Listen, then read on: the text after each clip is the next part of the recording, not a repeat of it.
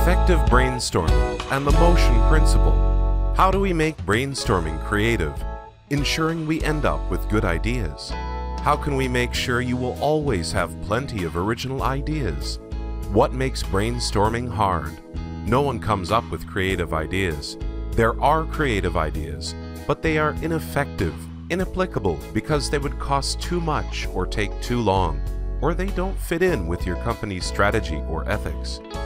And sometimes, brainstorming can just be exhausting, and you feel it.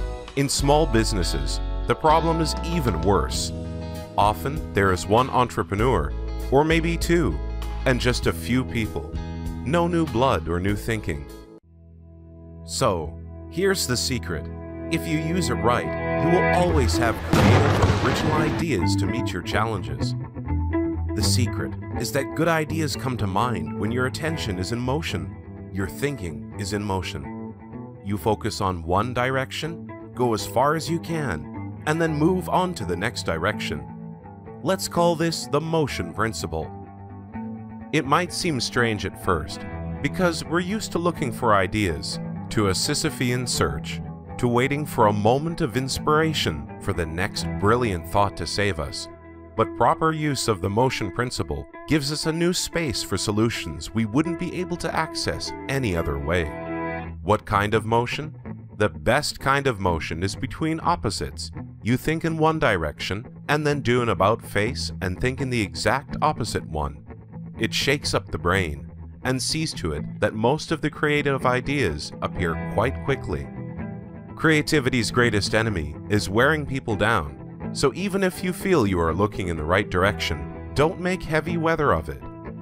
Limit the time spent on each direction. And don't worry, people will keep thinking about it, even if they didn't come with anything at the meeting. If they have something important and creative to say, they will, even if it's later on in the day.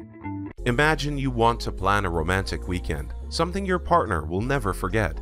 Start by thinking of some really vigorous activity, rafting, free fall, rappelling, or mountain climbing.